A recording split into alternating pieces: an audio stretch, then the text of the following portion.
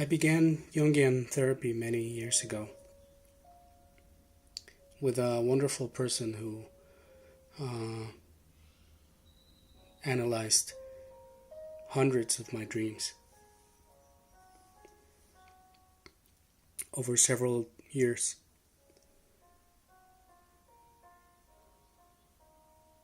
I began therapy because I had some relationship issues,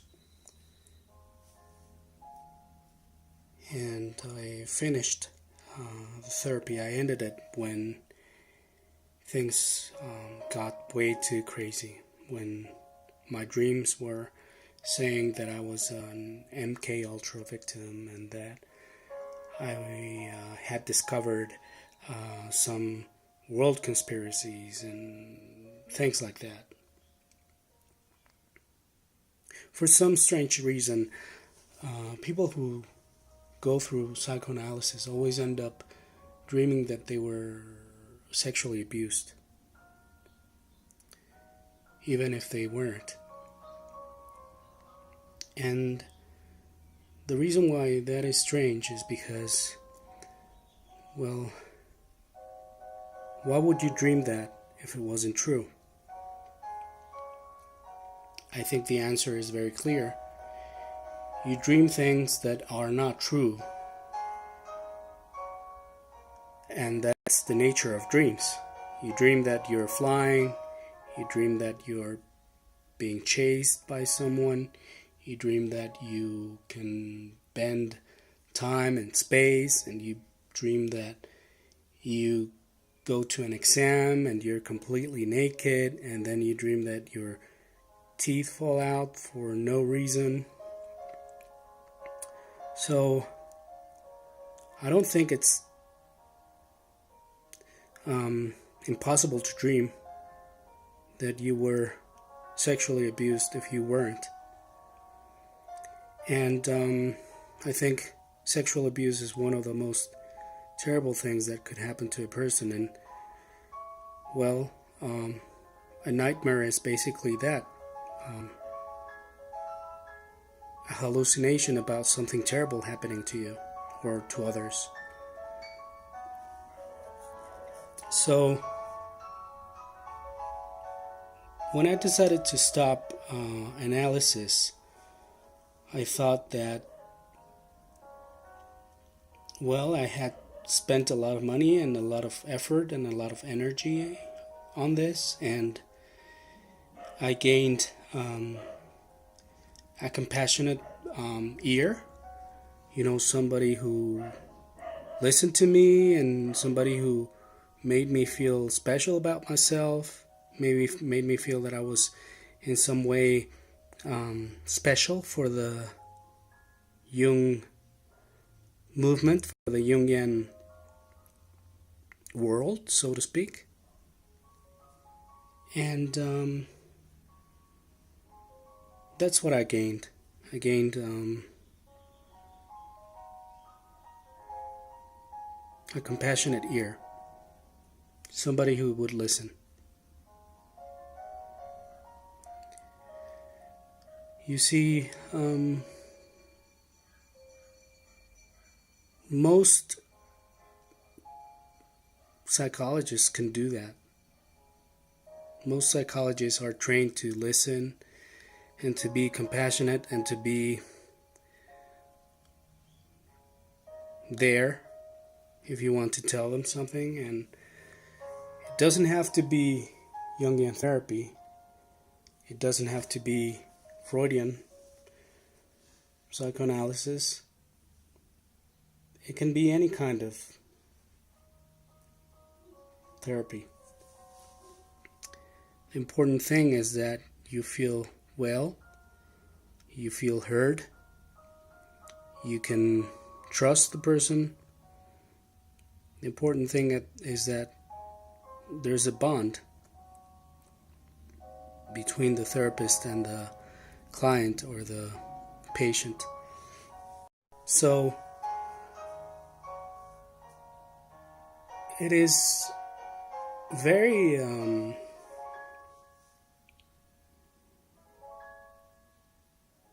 important to find a good therapist. But maybe psychoanalysis is not the way to go, because psychoanalysis is not based on science, and it's not based on logic, and it's not based on demonstrable things and solid evidence.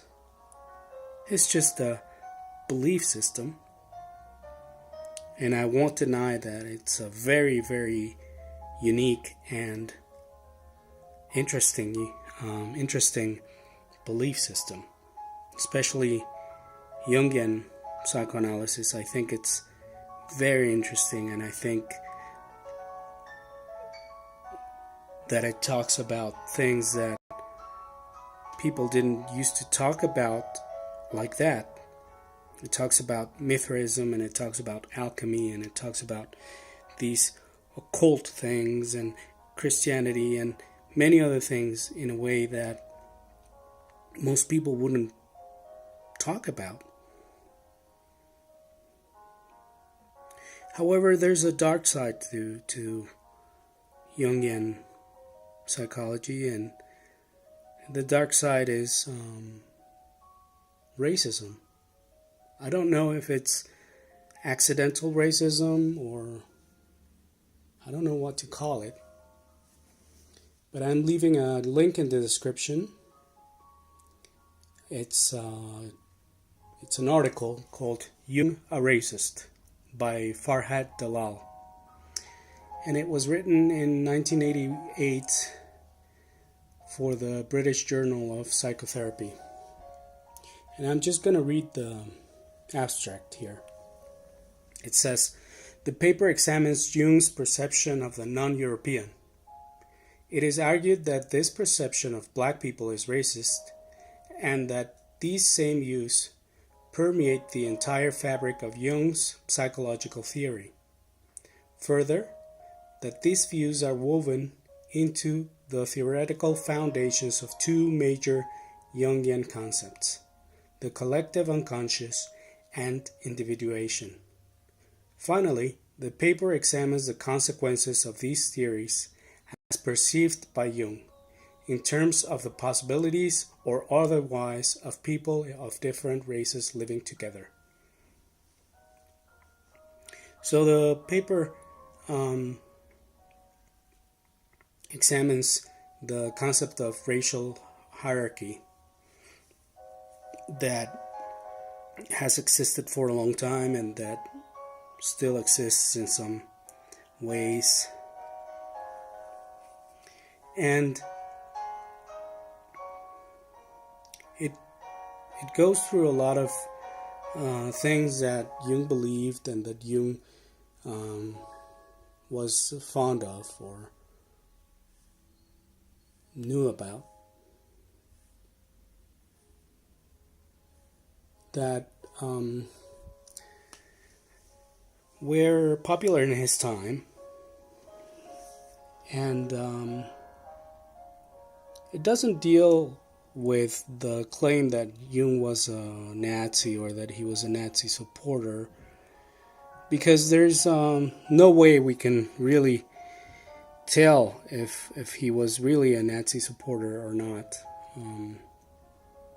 He writes really racist things at times, but it doesn't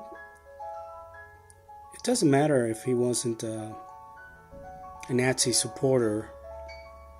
What matters is that his whole theory, according to Dr. Dalal, is based on this hierarchy of races. Basically, what Dr. Dalal is telling us is that Jung believed that individuation was for Europeans, and that the non-Europeans, so to speak, were in a way primitive. They had primitive ways their unconscious was the equivalent to the European conscious. So basically, these people were unconscious, and the European was more conscious. So basically, mixing the races or living together, putting black people and white people together, would infect in some way the white people. I don't know about you, but that seems extremely racist. I don't know what you think, but to me that seems like that definition of racism. But anyway,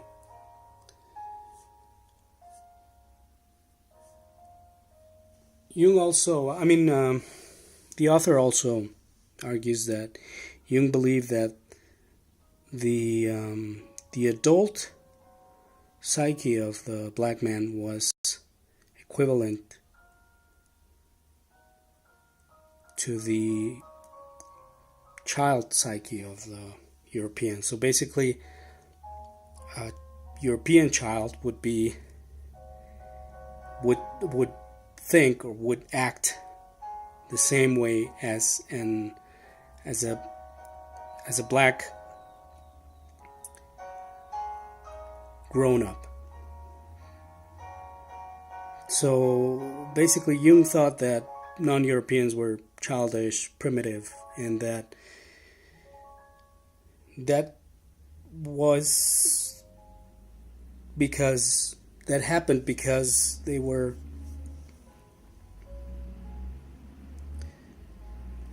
more unconscious than the European. The European was too conscious in Jung's mind, and he needed to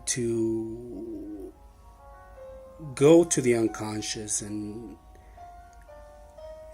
look at his dreams and have those dreams interpreted and basically become less conscious and bring all this unconscious material into his conscious side so that he would heal, so that he would individuate.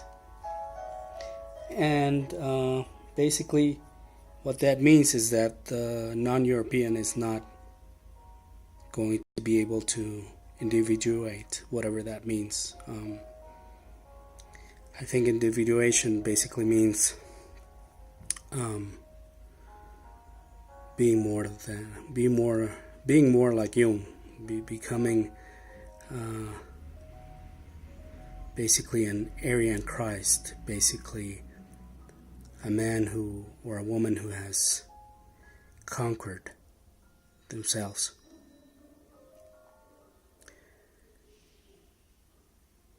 I'm going to leave the link in the description, and I hope you read it.